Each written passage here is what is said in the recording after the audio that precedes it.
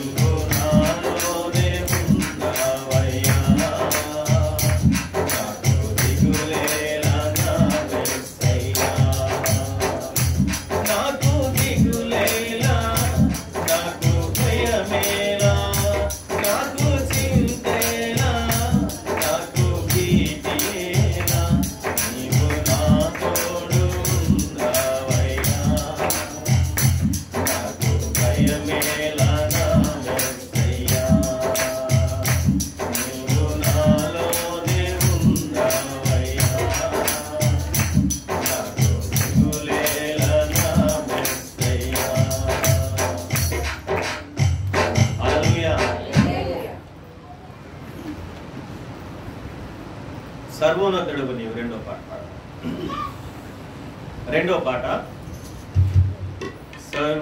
సర్వోన్నతుడవు నీవు సియోను రాజు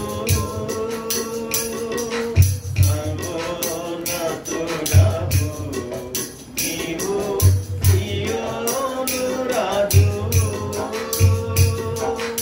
ఇశ్రాయేలు స్తుతులపై సింహాసనాసీనుడా పరమందున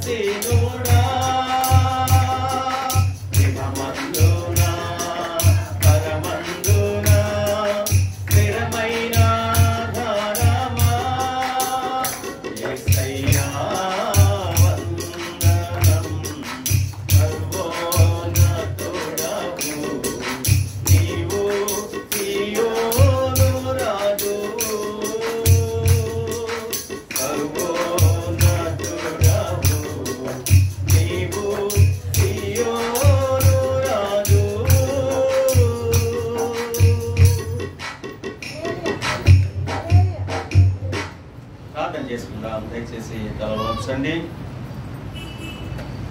పరిశుద్ధుడా, ప్రేమగల మా తండ్రి, జీవం గల రాజా, నీకు వందనాలు స్తోత్రాలు చెల్లిస్తూ ఉన్నాం. అయినా ఈ క్రిస్మస్ దినాన ప్రభువా, నీవు పుట్టిన రోజు మేము జరుపుకునిచున్నాము తండ్రి. ప్రభువా, ఎంతో సంతోషముగా ప్రతి ఒక్క ఆలయములో ప్రభువా, ప్రతి సంఘము సంతోషంగా జరుపుకునే పండుగ నీవు పుట్టిన రోజు తండ్రి. నీకు వందనాలు స్తోత్రాలు. ఇంతవరకు ప్రభువా పాటలు పాడచ్చు, మాటిచ్చినటువంటి స్వరాల ద్వారా నిన్ను స్తుతించాము ప్రభువా. నీకే మహిమ, ఘనత, ప్రభావాలు అర్పిస్తూ ఉన్నాము ప్రభువా. వాక్యము ద్వారా మాతో మాట్లాడి ఈ దినపు సంతోషము, ఆనందము, సమాధానము నీతో కలిసి జీవించటానికి తండ్రి మాకిచ్చిన ఈ శ్రేష్టమైన సమయమును, రోజును, ఈ పండుగ దినాన్ని బట్టి మేము ఎంతో సంతోషిస్తూ ఆనందిస్తూ ఉన్నాము నీ యందు ప్రభువా. కూడిన సంఘమంతటిని కూడా ప్రభువా మీరు ఆశీర్వదించి అభిషేకించి నీ లేఖనాల నుండి వాక్యమును ప్రభువా వినగలిగి చెవులు గ్రహించే మనస్సును, హృదయాన్ని కూడా మాకు అనుగ్రహించమని ప్రభువా మీకే మహిమ, ఘనత, ప్రభావాలు అర్పిస్తూ మాకు మేము తగ్గించుకుంటూ మీ నామాన్ని హెచ్చిస్తూ యేసు క్రీస్తు అతి పరిశుద్ధ నామమున స్తుతించి ప్రార్థించి వేడుకుంటున్నాము తండ్రి, ఆమేన్. కూడిన మీ అందరికీ క్రిస్మస్ మరియు నూతన సంవత్సర శుభాకాంక్షలు.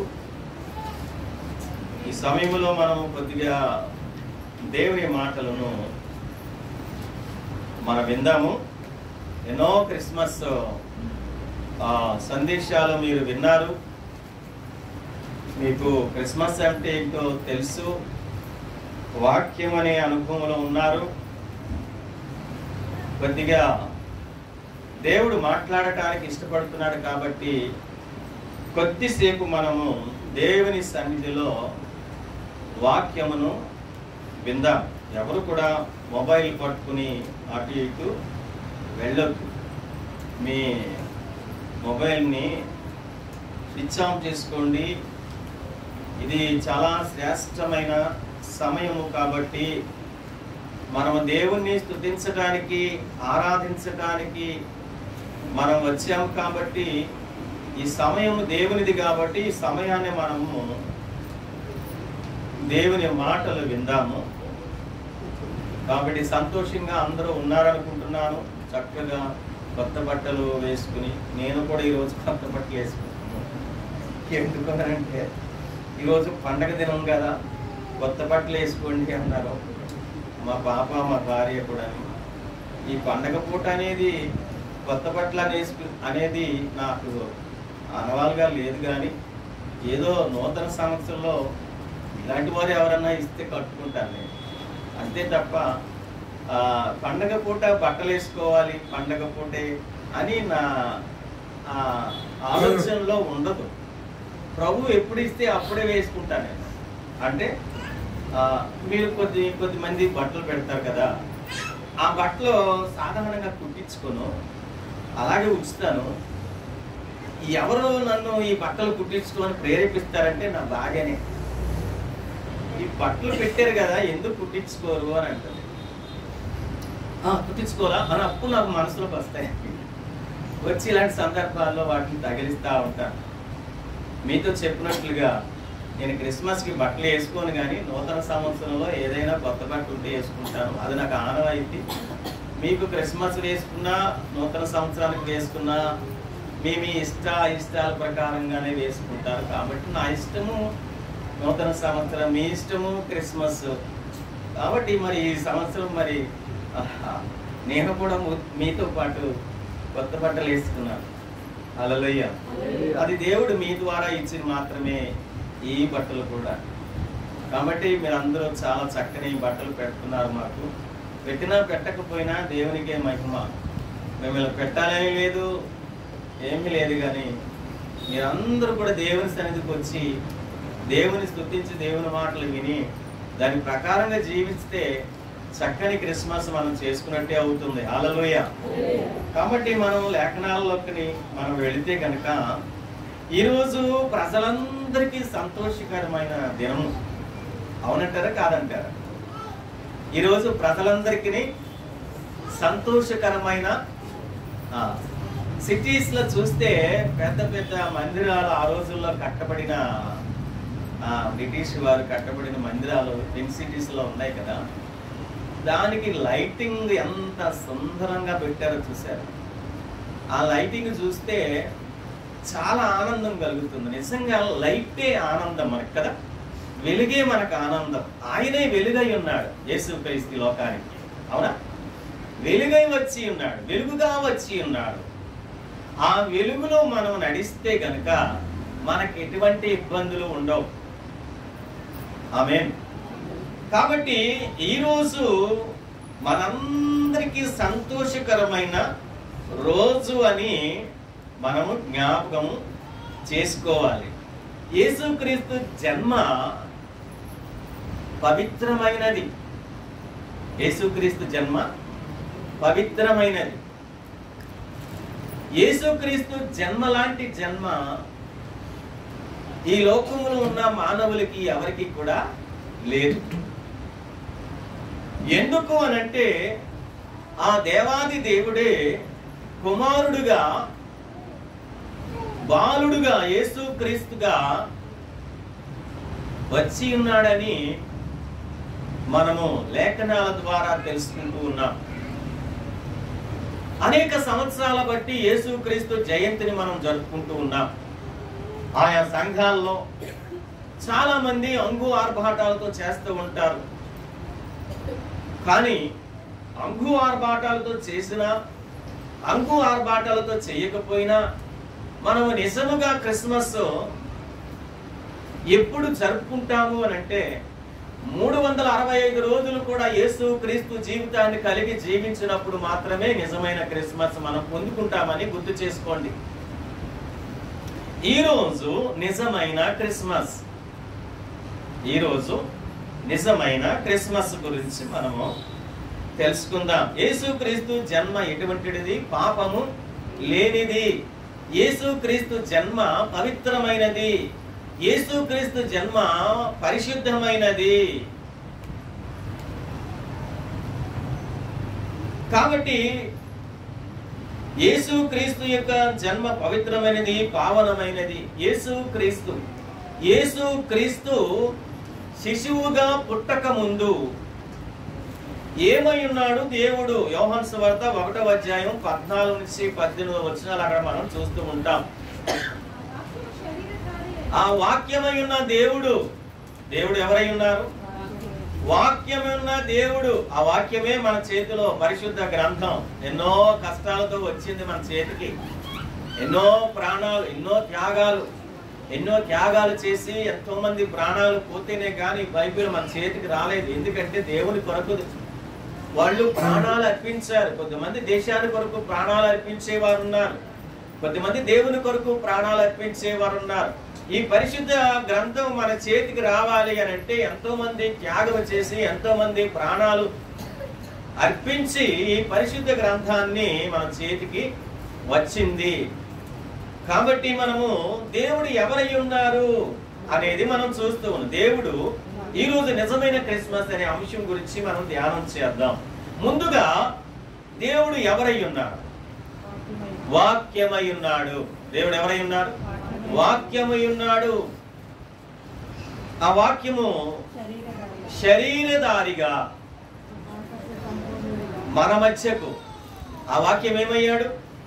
వాక్య దేవుడు యెహోవా దేవుడు శరీరధారిగా మన మధ్యకు వచ్చి ఉన్నాడు. ఎలా వచ్చాడు? శరీరధారిగా వచ్చాడు. అంటే కన్యమర్య గర్భంన శరీరధారిగా పుట్టాడు. ఆయన పుట్టుకలో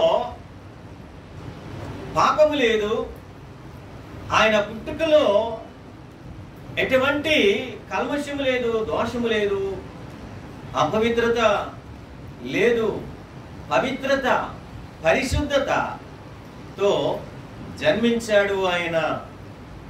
కాబట్టి ఆ వాక్యము శరీరధారి అయి కన్యమరియ గర్భాన శిశువుగా పుట్టాడు.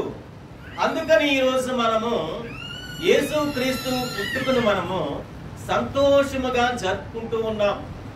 మందిరాల్లో చూస్తే చాలా సంతోషంగా ఉంటారు, సంతోషంగా కీర్తనలు పాడతారు, సంతోషంగా లేఖనాలు చదువుతూ ఉంటారు, సంతోషంగా ఈ రోజు మందిరాల్లో గడుపుతూ ఉంటారు. మందిరాలన్నీ కూడా ఎంతో కలకలలాడుతూ ఉంటాయి. విశ్వాసులు కూడా కలకలలాడుతూ ఉంటారు, నవ్వుతూ ఉంటారు, సంతోషంగా ఉంటారు, ఆనందం ఉంటారు, సమాధానంగా ఉంటారు, సంతోషంగా ఉంటారు. చక్కని కొత్త బట్టలు వేసుకుంటారు, చక్కగా సిద్ధపడి వస్తారు. చాలా సంతోషం, చాలా సంతోషం. చిన్నపిల్లలు ముందుకు వచ్చి కూర్చోండి. ఆ బ్యాక్ సైడ్ చిన్నపిల్లలు ముందుకు వచ్చి కూర్చోండి, పడుచు పిల్లలు ముందుకు వచ్చి కూర్చోండి. పెద్దవారు ఆ కుర్చీల్లో కూర్చుంటారు. ఎవరి పిల్లలు ముందుకు వచ్చండి. శ్రేష్ఠవి మీరు ఇంటికి వచ్చేయండి, ముందుకు వచ్చి కిందకు వచ్చేయండి. పెద్దోళ్ళకి మనం సీట్లు ఇచ్చేద్దాం, ఒక కుర్చీలు ఇద్దాం. దయచేసి కూర్చోండి. మనం వాక్యాన్ని విందాం. పిల్లల జ్ఞాపకం చేసుకోండి. ఆ వాక్యం ఏమైందంట? శరీరధారిగా కన్యమరియ గర్భమున జన్మించడం జరిగింది. ఆయన ఏమైనాడు? కృప, సత్య సంపూర్ణుడు. కృపతో సంపూర్ణత కలిగి ఉన్నాడు. అలాగే సత్యం ఆయనలో సత్యం ఉన్నది. ఏమున్నది? ఆయనలో సత్యం ఉన్నది. ఆయనే సత్యము, ఆయనే నీతి, ఆయనే సత్యము, ఆయనే సత్యవంతుడు. ఆ వాక్యమే కృప, సత్య సంపూర్ణుడు. ఏమైనాడు? ఇంకా సంపూర్ణుడు. అసంపూర్ణుడు కాదండి దేవుడు, అసంపూర్ణుడు మానవుడు. మానవుడు ఎన్నో కార్యాలు చేయొచ్చు, మానవుడు ఎన్నో దాన ధర్మాలు చేయొచ్చు, మానవుడు అనేకమైన చేయొచ్చు. కానీ మానవుడు దేవుడు కాదు. దాన ధర్మాలు చేసినా, ఎన్ని కార్యాలు చేసినా, చిత్ర విచిత్రాలు చేసినా మానవుడు దేవుడు కాలేడు. మానవుడు దేవుడు కాదు, మానవుడిని దేవుడిగా భావిస్తున్నారు. మానవుడు దేవుడు కాడు. మానవుడి దేవునిగా భావించడం అజ్ఞానమే. జ్ఞానం అంటే ఏమిటంటే దేవుడు ఎవరోనే తెలుసుకోవటమే. దేవుడి భయభక్తులు కలిగి దేవుడు ఎవరు అని కనుగొని ఆ నిజమైన దేవుణ్ణి ఆరాధించటమే అసలు సిసలైన క్రిస్మస్ అంటే. భూమి మీద జరుగుతున్నవన్నీ కూడా డూప్లికేట్ క్రిస్మస్. మనకు ఒరిజినల్ క్రిస్మస్ ఒకటే ఉందండి. ఎక్కడ? ప్రభు దగ్గర పరలోకములు. ఇవన్నీ డూప్లికేట్ క్రిస్మస్లే, ఇవన్నీ అలంకరణ క్రిస్మస్లే, ఇవన్నీ ఖరీదైన క్రిస్మస్లే, ఇవన్నీ ఆచార సంబంధమైన క్రిస్మస్లే. అసలు క్రిస్మస్ 365 రోజులు కూడా దేవుడు చెప్పినట్లుగా జీవించటమే. దేవుడు ఏమై ఉన్నాడంట? పరిపూర్ణుడై ఉన్నాడు, సంపూర్ణుడై ఉన్నాడు. ఆయనలో సంపూర్ణత ఉన్నది, ఆయనలో పరిపూర్ణత ఉన్నది. అందుకే ఆయనకు కృప, సత్య సంపూర్ణుడు. ఆ కృప ఎవరు పొందుకున్నారంటే కన్య మరియ దేవుని కృపను పొందుకున్నది. కాబట్టే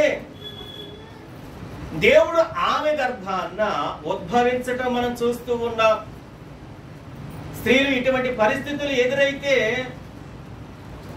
చాలా అవమానిస్తారు, నిందిస్తారు, శిక్షలు విధిస్తారు. ఇలాంటి పరిస్థితులు ఏ స్త్రీ అయినైతే భూమి మీద ఉన్నదో, జనాల మధ్య జీవిస్తుందో, ఆ స్త్రీని వెలివేస్తారు, అవమానపరుస్తారు, శిక్ష విధిస్తారు ఈ లోకంలో. కానీ దేవుని కృప పొందుకుని పరిశుద్ధాత్మ వలన ఆమె గర్భవతి అయ్యింది. పరిశుద్ధాత్మ వలన ఎలా గర్భవతి అవుతుందని చాలా మంది ప్రశ్నల మీద ప్రశ్నలు క్రిస్టియానిటీని, క్రైస్తవులు ఆరాధిస్తున్నటువంటి, క్రైస్తవులు యేసుక్రీస్తు జయంతిని జరుపుకుంటున్నటువంటి వారిని ఎంతో హేళన చేస్తూ ఉన్నారు, ఎంతో అవమానపరుస్తూ ఉన్నారు. తెలుసుకోండి, అజ్ఞానంతో మాట్లాడకూడదు. అసలు పరిశుద్ధ గ్రంథాన్ని చదువుకోండి. పరిశుద్ధ గ్రంథం ఉన్నది ఉన్నట్టుగానే దేవుడు రాపించాడు, ఏది కూడా తీసివేయలేదు. ఇందులో మనుషుడు చేసిన పాపాలు ఉన్నాయి, ఇందులో మనుషుడు చేసిన నేరాలు ఉన్నాయి, ఇందులో మనుషుడు చేసినటువంటి అపరాధములు ఉన్నాయి. మనుషుడు చేసిన నేరము, మనుషుడు చేసిన అపరాధములు, మనుషుడు చేసినటువంటి దేవునికి అతిక్రమణ క్రియలన్నీ కూడా ఇందులో రాసి పెట్టబడి ఉన్నవి. కేవలం నువ్వు అవే చూస్తున్నావు గాని ఎందుకు పరిశుద్ధమైన దేవుడు పరిశుద్ధ జీవితమును నువ్వెందుకు చూడవు?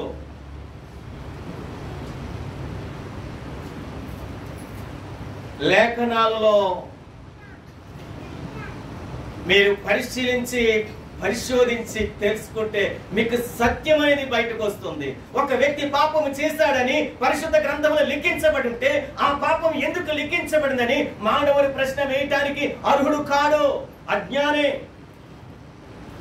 దేవుడు పరిశుద్ధుడు, మానవుడు పవిత్రుడు కాదు. మానవుడు చేసే మంచి కార్యాలకి దేవుడిగా ఆరాధించడం, దేవుడిగా భావించడం, దేవుడిగా పూజించడం, దేవుడుగా అది అజ్ఞానం.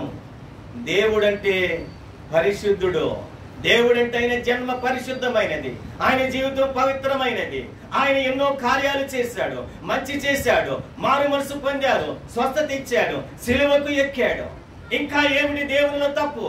యేసుక్రీస్తులో తప్పు ఏముంది? ఆయన పుట్టుక జరుపుకోవాలి. ఆయన జనన మరణ పునరుద్ధానమున ఈ రోజు మనము ధ్యానం చేసుకోవాలి. చాలా మందికి తెలియదు. జన్మ ఒకటి, పుట్టినరోజు జరుపుకుంటారు, ఆయన జీవితం తెలియదు, ఆయన పునరుద్ధానం తెలియదు, ఆయన ఎందుకు వచ్చాడు, ఎవరి కొరకు వచ్చాడు, ఏం చేశాడు, ఎలా చనిపోయాడు, ఎలా తిరిగి లేచాడు, ఎలా రాబోతున్నాడో తెలుసుకోండి. ప్రియా దేవుని బిడ్డలు, దేవుని పిల్లలు, భూమి మీద ఉన్న వాళ్ళందరూ కూడా దేవుని పిల్లలే. నువ్వు క్రీస్తుని అంగీకరించినా సరే, అంగీకరించకపోయినా దేవుడే నీ సృష్టికర్త, దేవుడే నీ ఆరాధికుడు. ఆయన సంపూర్ణుడు, ఆయన సత్యవంతుడు, ఆయనలో ఎటువంటి భేదము లేదు, ఎటువంటి పాపము లేదు, ఎటువంటి అబద్ధికుడు కాదు. ఆయన నీతిమంతుడు, యథార్థవంతుడు, ఆయన సత్యవంతుడు, సంపూర్ణవంతుడు. ఆయన కృప మరియకి ఇచ్చాడు, ఆ మరియ గర్భమును ధరించింది. ఆ కుమారుని జన్మ పాపము లేనిది, ఆ కుమారుని జన్మ పరిశుద్ధమైనది, ఆ కుమారుని జన్మ పావనమైనది. అందుకే అన్నాడు, ఇదిగో ప్రజలందరికీ కలుగబోవు మహా సంతోషకరమైన సువర్తమానము. ఈ రోజు మహా సంతోషకరముగా జరుపుకుంటున్నటువంటి ఈ యేసుక్రీస్తు జయంతి ఎన్నో లక్షల మందికి ఆనందము, ఎన్నో లక్షల మందికి సంతోషము, ఎన్నో లక్షల మందికి సమాధానం ఇచ్చాడు దేవుడు. ఆ దేవుడే లేకపోతే నీకు ఈ సంతోషము లేదు, ఆ దేవుడే లేకపోతే ఈ సమాధానము లేదు, ఆ దేవుడే లేకపోతే ఈ భూమి మీద నీ ఉనికే లేదు. కాబట్టి ఆయన జన్మ ఎలా జరిగింది? పవిత్రమైనది ఆయన జన్మ. ఎవరి గర్భాన జన్మించాడు? కన్య మరియ గర్భాన జన్మించాడు. దేవుని పరిశుద్ధాత్మ వలన, దేవుని పరిశుద్ధాత్మ వలన, పరిశుద్ధాత్మ ఆత్మ వలనే గర్భము ధరించింది. ఇది కూడా హేళన చేస్తున్నారు జ్ఞానము లేని వారు. ఆత్మ వలన మనిషి సహాయం లేకుండా స్త్రీ గర్భము ధరిస్తుందా? అవును, దేవునికి సాధ్యము. స్త్రీ పురుషులు వివాహము చేసుకుని గర్భము ధరించలేని స్త్రీలు ఎంతమంది ఉన్నారు? దేవుడు గర్భాన్ని ధరించకపోతే, దేవుడు గర్భము స్త్రీలకు ఇవ్వకపోతే మరి ఎందుకు డాక్టర్ని అనుసరిస్తూ ఉన్నారు? ఎందుకు అతి గర్భాలు పొందుతున్నారు? మరి భర్త వలన పొందుకుంటున్నారా? సంతానము లేని స్త్రీలు ఎంతో మంది ఉన్నారు. అలాంటప్పుడు ప్రతి స్త్రీ కూడా, ప్రతి పుణ్య స్త్రీ గర్భము ధరించాలి భర్తకి. ఎంతో మంది డాక్టర్ దగ్గరికి వెళ్ళి ఎన్నో వేలు పొందుకుని అతి గర్భాల కంటే నువ్వు దేవుని దగ్గరికి వచ్చి దేవుని స్తుతించి ఆరాధించి దేవుణ్ణి అడుగు. మరియకిచ్చిన గర్భములో ఆ దేవుడు నీ గర్భంలో కార్యం చేస్తాడు. వృద్ధాపులైనటువంటి ఎలిజబెత్ గర్భము కూడా దేవుడు తెరిచాడు. చాలా గర్భము కూడా, చాలా శరీరము కూడా మృతతుల్యమైన సమయంలో పిల్లల కనని స్థితిలో ఆమె ఉన్నప్పుడు శారాకు కూడా దేవుడు గర్భాన్ని తెరిచిన దేవుడు. నీకెందుకు గర్భము తెరవడం? ఆయన పరిశుద్ధుడు. పరిశుద్ధాత్మ శక్తి నిన్ను ఆవరించి నువ్వు ఒక చక్కని కుమారుని కంటావమని దేవుడు మరియతో చెప్పుకున్నట్లుగా మరి ఆ మాటలు స్వీకరించింది. మరి ఆ మాటలు విన్నది. ఆ మరియ ఆలకించింది. దేవునికి విధేయురాలుగా ఉన్నది. దేవుని మీద భయభక్తులు కలిగి ఉన్నది. దేవుని మీద విశ్వాసం కలిగి ఉన్నది. దేవుని కొరకు నిరీక్షణ కలిగి ఉన్నది. అందుకే దేవుని కృప మరియ పొందుకున్నది. అందుకే ఆయన కృప గలవాడు. అందుకే ఆయన సత్యవంతుడు. అందుకే ఆయన సంపూర్ణుడు. సంపూర్ణుడు. ఎవరిలో కూడా లేదండి కృప, ఎవరిలో కూడా లేదండి సత్యము, ఎవరిలో కూడా లేదు సంపూర్ణము. అటువంటి పరిశుద్ధమైన దేవుణ్ణి మనము ఈరోజు పుట్టినరోజు జరుపుకుంటున్నాము. దేవునికి స్తోత్రం కలుగును గాక. కాబట్టి ఆయన జన్మ పవిత్రమైనది. ఆయన జన్మ పవిత్రమైనదని మనం తెలుసుకుంటున్నాం. పిల్లల జ్ఞాపకం చేసుకోండి. ముందుగా దేవుడు వాక్యమై ఉన్నాడు. ఆ వాక్యమే శరీరధారిగా కృపా సత్య సంపూర్ణుడుగా మన మధ్య ఆయన నివసించిన. లూకాసు వార్త అంటాడు కదా 2వ అధ్యాయం 10 నుంచి మనం 14 వచనాలు చూసుకుంటే ముందుగా మనం చెప్పుకున్నాం. ఇదిగో చెప్పండి. ఇదిగో ప్రజలందరికీ కలుగబోవు మహా సంతోషకరమైన, ఇది ప్రజలందరికీ సంతోషకరమైన సువర్తమానము ఏమిటి అని అంటే యేసు క్రీస్తు పుట్టటమే. ప్రజలందరికీ అన్నాడు. ఒక బస్తీ కాదు, ఒక ప్రాంతానికి కాదు, ఒక దేశానికి కాదు, ఒక రాష్ట్రానికి కాదు, ప్రజలందరికీ, ఈ భూమి మీద బ్రతికే వాళ్ళు, దేవుని పిల్లలు, దేవుని బిడ్డలు, దేవుని ప్రజలు, వారందరికీ నువ్వు దేవుని అంగీకరించినా అంగీకరించకపోయినా ఇది ప్రజలందరికీ సంతోషకరమైన సువర్తమానము. ఈ దినాన్న డిసెంబర్ మాసం రాగానే ప్రతి షాపుల్లో కూడా ఏం పెడతారండి? క్రిస్మస్ ట్రీలు పెడతారు, క్రిస్మస్ డెకరేషన్ పెడతారు, శాంటా క్లాస్ పెట్టుకుంటారు. ఎందుకు వాళ్ళు పెడుతున్నారు? ఎందుకు వాళ్ళకి అవసరము? అవును, దేవుడు యేసుక్రీస్తు ఆయన జన్మం ఈ రోజు డిసెంబర్ మాసంలో ప్రారంభమవుతుంది. కాబట్టి డిసెంబర్ మాసం వచ్చేటప్పటికి ప్రతి ఒక్క షాప్స్ లో ఇటువంటి ఆనందం ఉంటుంది. హల్లెలూయా. ఈ షాప్స్ లో పెట్టే ఈ రోజులో ఈ డెకరేషన్, ఈ ఆనందం, ఈ స్టార్, ఈ ట్రీ, ఈ డెకరేషన్ ఏ పండగ కూడా ఏ షాపుల్లో పెట్టడం లేదు. చూడండి. హల్లెలూయా. మన దేవుడు గొప్పవాడండి. మా పాప గుర్తు చేసింది, ఒక బ్రెడ్ తీసుకుంది, దాని మీద మెర్రీ క్రిస్మస్. మా పాప గుర్తు చేసింది నాకు, డాడీ ఏ బాక్స్ మీద అయినా ఇంతవరకు ఏదైనా ఉన్నదా? లేదు. ఓన్లీ క్రిస్మస్, మెర్రీ క్రిస్మస్ అని ఆ బాక్స్ మీద ప్రింట్ చేయబడింది డాడీ. హల్లెలూయా. మన దేవునికి మహిమ. ఆయన శక్తి సంపన్నుడండి. దేవునికి అసాధ్యమైనది ఏది లేదు. సమస్తము ఆయనకి సాధ్యమే. నేను చూసారా ఏ బాక్స్ మీద?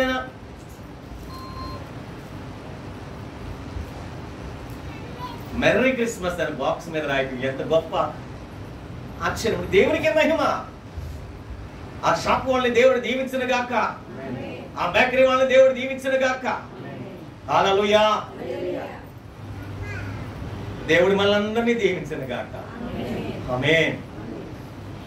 కాబట్టి ప్రియులారా, ప్రజలందరికీ కలగబోవు మహా సంతోషకరమైన సువర్తమానము నేడు మీకు నేను తెలియచేయుచున్నాను. నేడు మీకు తెలియచేయుచున్నాను. ఏమిటి? దావీదు పట్టణమున నేడు రక్షకుడు. నేడు రక్షకుడు. నేడు రక్షకుడు. ఎవరి కొరకు? భూమి మీద అందరి కొరకు రక్షణ. భూమి మీద అందరి కొరకు దేవుడు ఉచితముగా ఇచ్చేది రక్షణ. భూమి మీద అందరి కొరకు దేవుడు ఉచితముగా ఇచ్చేవాడే. ఎటువంటి ఖర్చు లేదు, ఎటువంటి ఖరీదు లేదు, ఎటువంటి ధనం పెట్టనవసరం లేదు, ఎటువంటి డబ్బు తీసుకురానవసరం లేదు, ఎటువంటి కానుకలు తీసుకురావసరం లేదు. ఆయన దగ్గరికి వస్తే ఆయన మాటలు వింటే చాలు, నీ హృదయం మారుతుంది, నీ మనసు మారుతుంది, నీ జీవితం మారుతుంది, నీ గమ్యం మారుతుంది, నీ మార్గాలు మారుతున్నాయి, నీ ప్రవర్తన మారుతుంది, నీ కుటుంబం మారుతుంది, నీ కుటుంబం సంతోషంగా ఈ సెలబ్రేట్ చేసుకుంటా. హల్లెలూయా.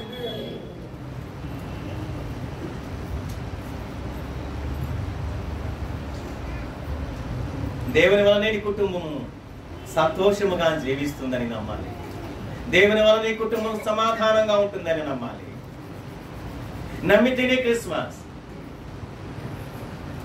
కాబట్టి పిల్లరా, కాస్త మనం ముందుకు వాక్యాలను చూసుకుని వెళదాం. ఆయన జన్మ మనందరికీ సంతోషకరమైనది. ఆమేన్. నమ్మిన వాళ్ళు ఆమేన్ చెప్పండి. ఆమేన్. ఆయన జన్మ ప్రజలందరికీ సంతోషకరమైనది. అవునా కాదా? సంతోషమేనా? ఎంతమంది సంతోషంగా ఉన్నారు? హల్లెలూయా. హృదయపూర్వకంగా చెప్పండి. సాకు చేయి పైకెత్తకండి, మొత్తం పైకెత్తండి, చెయ్యంతా చూపించండి, జీవితాన్ని చూపించండి, మార్గాల్లో నడవండి. నేనే మార్గము సత్యము జీవమునై ఉన్నాను.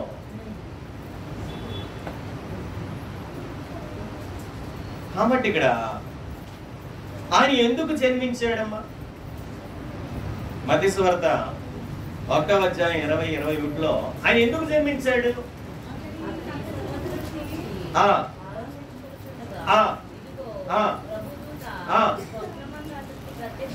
ప్రభుదూత స్వప్నమందు ప్రత్యక్షమై, దావీదు కుమారుడు అయిన యోసేపు, నీ భార్య మరియను చేర్చుకొనకు, భయపడకు, ఆమె గర్భము ధరించినది పరిశుద్ధాత్మ వలన మాత్రమే. గుర్తించుకోండి నా ప్రియ బిడ్డలారా, దేవుని బిడ్డలారా, దేవుని ప్రజలారా, మరియ గర్భము పాపము లేనిది. దేవుని పరిశుద్ధాత్మ వలన ఆమె గర్భము పొందుకున్నది. హల్లెలూయా.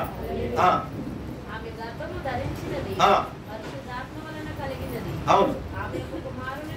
ఆమె యొక్క కుమారుని కనును, తన ప్రజలను వారి పాపముల నుండి ఆయనే రక్షించును. హల్లెలూయా. ఆయన తన ప్రజల పాపము నుండి ఆయనే రక్షించును. ఎవరైనా యేసుక్రీస్తు. ఎవరైనా ఈ రోజు నువ్వు ఎవరి పుట్టినరోజు చేసుకుంటున్నావో, ఈ రోజు ఎవరి పుట్టినరోజుకు వచ్చావో, ఆ యేసుక్రీస్తు, ఆ దేవుడే. ఎందుకు వచ్చాడు? పాపులను రక్షించుటకు. పాపులను రక్షించుటకు. పాపులంటే ఎవరు? పాపులంటే ఎవరు? మనం చూస్తాం, పాపులంటే మన దృష్టికి వచ్చేది ఇదిగో నేరాలు చేసేవారు గాని, తప్పుడు పనులు చేసేవారు గాని, వాళ్ళనే చూస్తా ఉంటాము. బూతులు గాని, హత్యలు గాని, మానభంగాలు గాని, అబద్ధములు గాని, ఇవన్నీ వాళ్ళనే మనం చూస్తా ఉంటాం. అవే మనం తప్పంటాం. కానీ మనకు మనం పరిశీలన చేసుకోవాలి. ఏమిటి పాపము?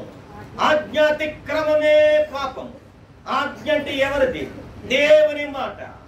దేవుని మాట పరిశుద్ధమైనది, దేవుని మాట యథార్థమైనది, దేవుని మాట నీతి గలది, దేవుని మాట స్వచ్ఛమైనది. ఆ మాటలు వింటే, ఆ మాటల వలన నీ బ్రతికితే నీ జీవితానికి ఒక గొప్ప రక్షణ వెలుగనేది నీ చుట్టూ ఉంటుంది. హల్లెలూయా. ఆయన రక్షించటానికి వచ్చాడు. ఎవరిని రక్షించటానికి? పాపులను రక్షించటానికి, తన ప్రజలను రక్షించటానికి. దేని నుండి రక్షించటానికి? పాపము నుండి రక్షించటానికి. లోకములో పాపం ఉన్నది, లోకములో దుర్మార్గత ఉన్నది, లోకములో అవిధేయత ఉన్నది, లోకములో అపవిత్రత ఉన్నది. దాని నుంచి తన ప్రజల నుండి వారిని రక్షించటానికి. తన ప్రజలంటే భూమి మీద బ్రతుకుతున్న వారందరూ కూడా తన ప్రజలే. హల్లెలూయా. పాపముల నుండి రక్షించటానికి. ఏమంటే దేవుడు నమ్ముకున్నవాడు పవిత్రంగా జీవించాలి తప్ప ఎందుకు భూలోకంలో ఇన్ని పాపాలు చేస్తూ ఉన్నారు, ఇన్ని పాపాలు చేసి దేవుణ్ణి ఆరాధిస్తూ ఉన్నారు, ఇన్ని పాపాలు చేసి దేవుని దగ్గరికి వస్తున్నారు. దేవుడు అంటే పరిశుద్ధుడు, ఎందుకు మరి ఇన్ని పాపాలు చేసి దేవుని దగ్గరికి వచ్చి దేవుని వాక్యమిని సరి చేసుకున్నవాడే భక్తుడు. హల్లెలూయా. పవిత్రంగా జీవించేవాడే, పరిశుద్ధంగా జీవించేవాడే, యథార్థంగా జీవించేవాడే, యథార్థంగా నడిచేవాడే దేవుని భక్తుడు. ఆయనే దేవుడు. ఏదో నీ ఇష్టం వచ్చినట్లు ముక్కిసుకుని ఏదో నీ ఇష్టం వచ్చినట్లు జీవిస్తే నువ్వు భక్తుడు కాదు. భక్తుడైతే దేవుడు చెప్పింది దాని ప్రకారంగా జీవించేవాడే భక్తుడు. అలాగే యేసుక్రీస్తు చెప్తున్నాడు, నువ్వు పాపము చేయకు, నువ్వు దేవుని మాట అతిక్రమించకు. దేవుని మాట పరిశుద్ధమైనది, దేవుని మాట యథార్థమైనది. ఆ దేవుని దగ్గరికి రా, ఆ దేవుని మాట విను. ఆ దేవుడు నీ జీవితాన్ని మార్చబోతూ ఉన్నాడు. ఆ దేవుడు నీ గమ్యాలు మార్చబోతూ ఉన్నాడు. ఆ దేవుడు నీ బ్రతుకును మార్చబోతూ ఉన్నాడు. ఆ దేవుడు నీ కుటుంబానికి గొప్ప రక్షణని వెలుగు నీ కుటుంబానికి ఇవ్వబోతున్నాడు. హల్లెలూయా. ఈనాడు మందిరానికి అన్యులు వస్తారు, చాలా సంతోషం. కానీ క్రైస్తవుడే రాడు మందిరానికి. ఎంతసేపు అన్యులు అన్యులు అన్యులు. వాళ్ళేం చేశారు? వాళ్ళే మంచోళ్ళు. క్రైస్తవుడు పేరు చెప్పుకొని మందిరాల్లో దేవుణ్ణి ఆరాధించుకోకుండా ఎందుకు నీ క్రైస్తత్వం? ఎందుకు ఈ పుట్టినరోజులో? ఎందుకు ఈ క్రిస్మస్ లో? వాళ్ళే మంచోళ్ళు. ఎన్నో దాన ధర్మాలు చేస్తారు. మందిరం కర్తనం అంటే వేలు వేలిస్తారు. పుట్టినరోజు జరుపుకుంటాం, మన జీవితం లేదే. ఎవరి కొరకు వచ్చాడు? దేని కొరకు వచ్చాడు? తన ప్రజల వారి పాపము నుండి. తన ప్రజలే పాపం చేస్తున్నారంట. అందుకనే తన ప్రజల వారి పాపము నుండి.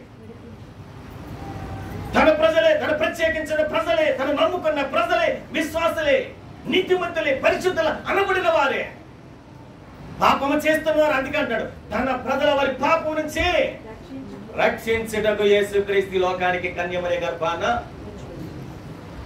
శిశువుగా పుట్టాడు. ఇంకా నువ్వు శిశువుగానే క్రిస్మస్ చేసుకోకు. ఆయన బాలుడైపోయాడు. ఆయన త్వరగా రాబోతూ ఉన్నాడు. ఇంకా క్రిస్మస్ పండుగలు చేసుకునే పండుగలు కాదు ఇవి. దేవుని కొరకు సిద్ధపడే పండగ, అదే పెద్ద పండగ.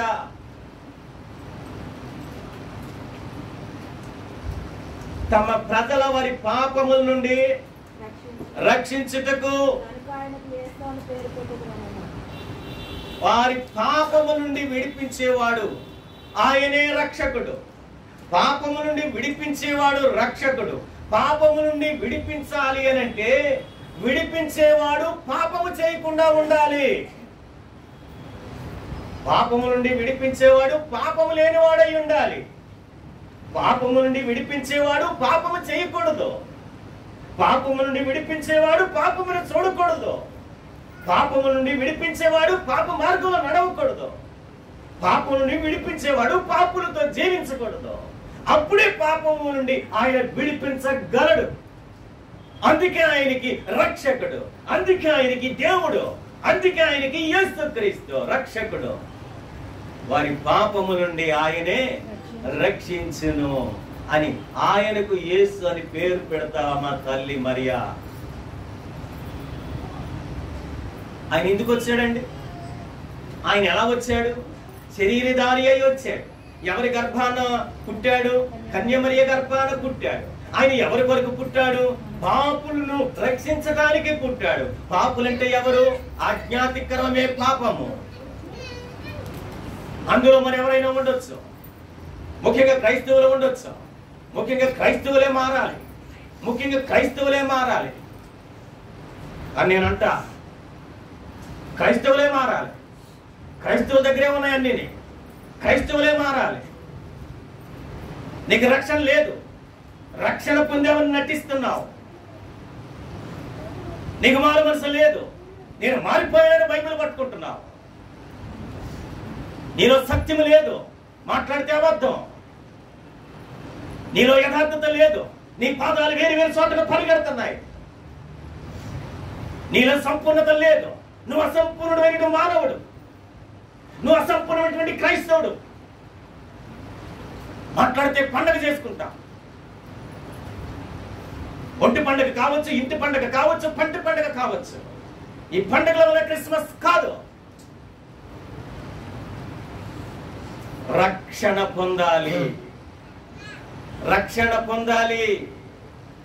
వారి పాపముల నుండి ఆయనే రక్షించును.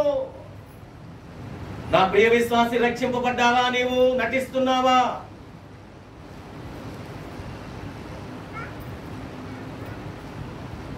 ఇంకా ఆయన ఎందుకు వచ్చాడు మనం చూద్దాం. యోహాను సువార్త 3వ అధ్యాయం 16వ వచనము. దేవుడు లోకముని ఎంతో, ఏమండి ఒకసారి అంతండి, అందరూ తో అనండి. ఆగుతుందా? ఎక్కుతుందా? పైకి పైకి వెళ్తుందా? ఆగుతుందా? తో అంటే ఆగుతుంది, తో అంటే పైకి వెళ్తుంది. హల్లెలూయా. ఎంతో అంటే దానికి లెక్క లేదండి. ఎంత ప్రేమించాడంటే లెక్క లేదు. ఎంత ప్రేమించాడంటే ఆయన చేతులు చాచి చూపించాడు. ఆయన చేతుల్లో గాయాలున్నాయి. ఇదిగో నీ కొరకు గాయపడినంత ప్రేమ నేను ప్రేమించాను. ఆయన ప్రేమ శాశ్వతమైనది, ఆయన ప్రేమ పవిత్రమైనది. ఆయన అందరినీ ప్రేమించేవాడు, ఎందుకంటే సృష్టికర్త ఆయనే కాబట్టి. అందుకన్నాడు దేవుడు లోకముని ఎంతో ప్రేమించని యోహాను తన సువార్తలో రాశాడు. దేవుని ప్రేమించే రాశాడు, దేవుని వాక్యం సత్యమనే రాశాడు, దేవుడి ప్రేమ గలవాడని రాశాడు. ఆ రాసిన వాడు దేవుని ప్రేమిస్తేనే కానీ రాయలేడు. ఒక ప్రేమ లేక రాయాలి అనంటే ముందుగా ప్రేమించబడాలి. ఒక ప్రేమ లేక రాయాలి అనంటే ఇరుపక్షాల ప్రేమలు అర్థం చేసుకోవాలి. ఒక ప్రేమ లేక రాయాలంటే ఆ ప్రేమలో నిజాలు తెలుసుకోవాలి. ఒక ప్రేమ లేక రాయాలంటే అందులో త్యాగం ఉన్నది. ఒక ప్రేమ లేక రాయాలంటే అందులో నిజాయితీ ఉన్నది. ఒక ప్రేమ లేక రాయాలంటే అందులో ఎన్నో ఎన్నో ఎన్నో ఉన్నాయి. ప్రేమించే వాడికి తెలుస్తుందండి, ఎన్నో ఉన్నాయి దాంట్లో. ప్రేమించే వాడికి తెలుస్తుంది. ఈ రోజు ప్రేమ ప్రేమ ప్రేమ ప్రేమ అని తిరిగి ప్రాణాలు కోల్పోతూ ఉన్నారు. ఆ లోకం ఇచ్చే ప్రేమ కాదు, దేవునిదే, ప్రాణం పెట్టే ప్రేమ. హల్లెలూయా. మన దేవుడు ప్రాణము పెట్టేవాడు. అందుకే దేవుడు లోకముని ఎంతో ప్రేమించాను. కాగా తన అద్వితీయ కుమారునిగా పుట్టిన ప్రతివాడు యందు విశ్వాసముంచు ప్రతివాడును నశింపక నిత్య జీవం ఇవ్వటానికి ఆయన వచ్చాడు. హల్లెలూయా. దేనికి వచ్చాడమ్మా? నిత్య జీవానికి. మొదట ఏమి ధ్యానించాం? రక్షణ ఇవ్వటానికి. ఎప్పుడు రక్షణ దొరుకుతుంది? పాపములు క్షమించబడి మారు మనసు పొందాలి, నీకు రక్షణ కలుగుతుంది. రక్షణ పొందిన బిడ్డలు ఎక్కడికి పోవాలి? భూమి మీద నివసించాలా? భూమి మీద నివసించేది కాదు. ఈ భూమి, ఈ గుడారాలు శాశ్వతము కాదు. కొద్ది దినాలు మట్టికే, కొద్ది దినాలే. మనకొక నివాసం ఉన్నది. అది దేవుడి నివాసము చేసే స్థలము, అది దేవుడి నివాసము చేసే రాజ్యము, ఆ దేవుడి నివాసించే స్థలము, ఆ దేవుడి నివసించే రాజ్యము. ఇది దేవుని పిల్లలకు దేవుడి సిద్ధము చేసినటువంటి రాజ్యమే ఆ పరలోక రాజ్యము. ఆ పరలోక రాజ్యము మనందరము కూడా పరమ తండ్రితో ఉండే రాజ్యము. మన పరమ తండ్రి సింహాసనాస్తుడై ఉన్నాడు. ఆయన పాద పీఠము ఎదుట మనము నిత్యము ఆయనను స్తుతించి ఆరాధించి ఆయన రాజ్యానికి వారసులు కావటానికి మనం సిద్ధపడుతూ ఉంటున్నాం. కాబట్టి ఆయన ఏమిటానికి వచ్చాడు? నిత్య జీవము ఇవ్వటానికి వచ్చాడు. నేనే మార్గము సత్యము జీవమునై ఉన్నాను, నా మార్గమును తప్ప తండ్రి యొద్దకు ఎవడు కూడా రాడు. ఆయన ద్వారానే, దేవుని ద్వారానే భూమి మీద నివసించే ప్రతి భక్తుడు కూడా దేవుని రాజ్యంలో ఉండేలాగున సత్యమైన దేవుడు, నిజమైన దేవుడు, నిజాయితీ గల దేవుడు, పరిశుద్ధుడు, యథార్థవంతుడు, పవిత్రుడు ఆయన యేసుక్రీస్తును నమ్ముకో.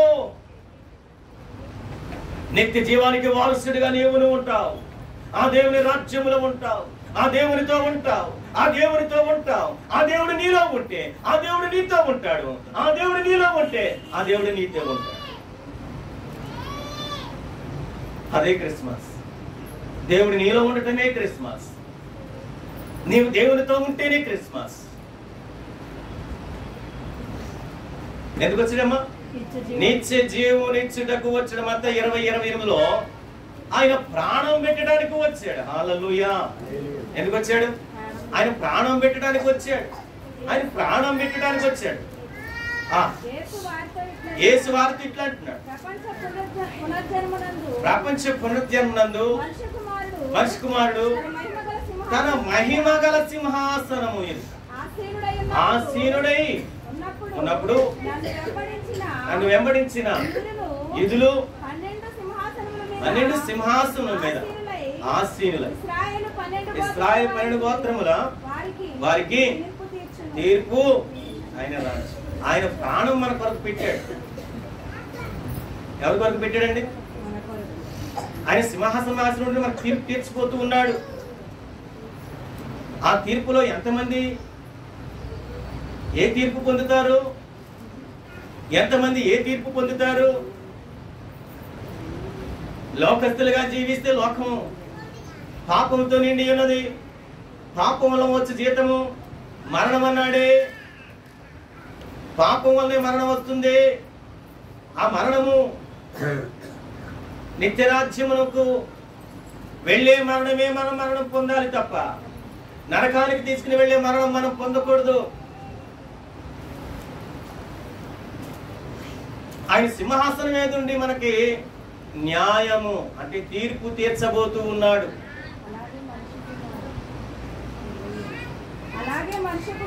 అలాగే మనిషి కుమారుడు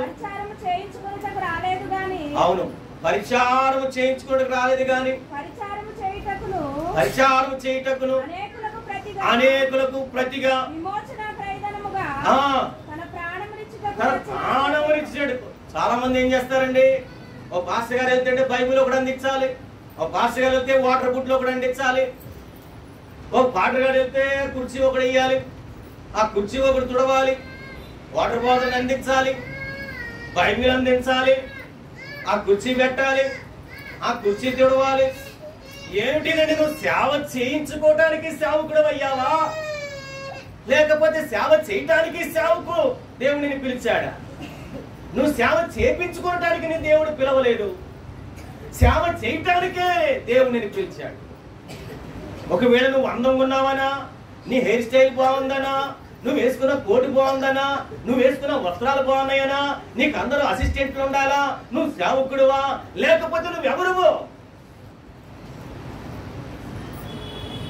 సేవ చేయాలి తప్ప సేవ చేయించుకునే సేవకుడు కాకూడదు. దేవుడు తగ్గించుకున్నాడు, మనకే సేవ చేశాడు. ఆయన మనకే సేవ చేశాడు, మనం ఆయనకి చెయ్యాలి. నీకు కాదు, నువ్వు సేవ చేయించుకుంటా కాదు నేను పిలిచింది దేవుడు, సేవ చేయటానికి మాత్రమే.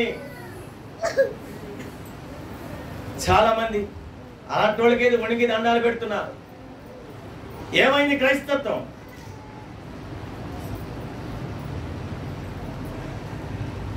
కల్మషమైపోతుంది క్రైస్తవులు. కల్మషము, క్రైస్తత్వం కల్మషముతో నిండిపోయింది. పెద్దోడు చూస్తే దండం పెడతాం, చిన్నోడు చూస్తే నిర్లక్ష్యం చేయటం. ఇదా నీ క్రైస్తత్వం? ఇదా నీ క్రీస్తు పుట్టిక?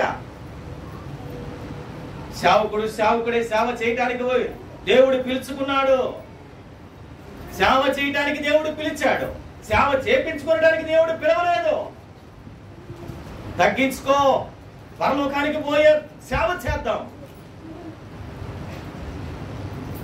నీ సేవ దేవుడు హర్షించాలి, నీ సేవ దేవుడు ఇష్టపడాలి, నీవు నీ సంఘం పరలోకం పోవాలి. కాబట్టి ఆయన దేనికి వచ్చాడు? ప్రాణం పెట్టడానికి వచ్చాడు. ఆయన ప్రాణం పెట్టడానికి వచ్చాడు. చాలా మంది క్రిస్మస్ ఎలా జరుపుకుంటున్నారండి?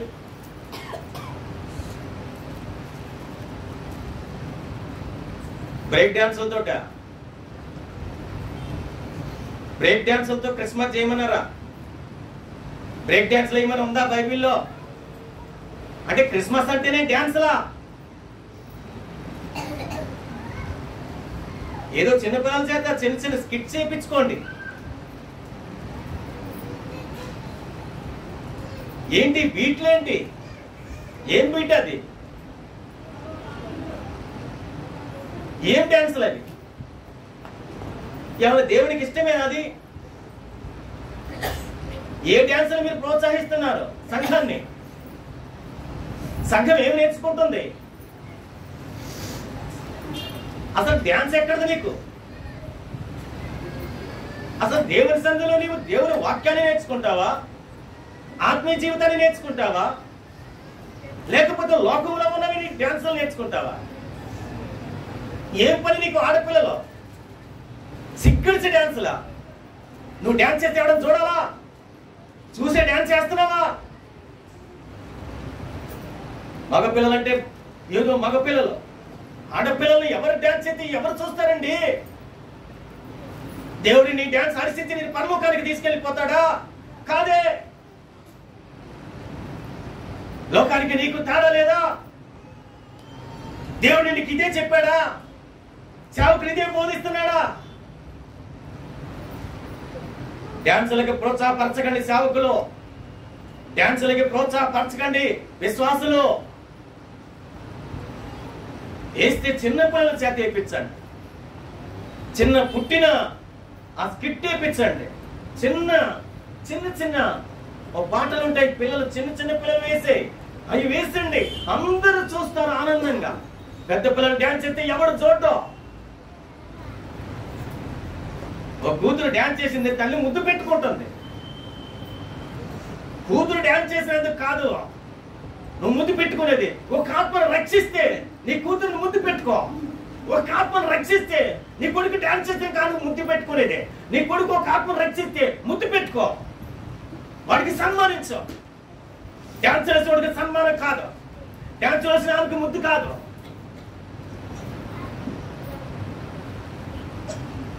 ఏంటి క్రిస్మస్ అంటే డ్యాన్స్ అనుకున్నావు? క్రిస్మస్ అంటే నాటకాలు కాదు. క్రిస్మస్ అంటే సంతోషం, క్రిస్మస్ అంటే సమాధానం, క్రిస్మస్ అంటే రక్షణ, క్రిస్మస్ అంటే మారు మనసు, క్రిస్మస్ అంటే పరలోకమే. హల్లెలూయా. అందుకే దేవుడి లోకానికి వచ్చాడు, నిన్ను రక్షించడానికి, వీటన్నిటి నుండి రక్షించడానికి వచ్చాడు. ఇవన్నీ చేయమని కాదు. నీకు మారు మనసు ఉందా?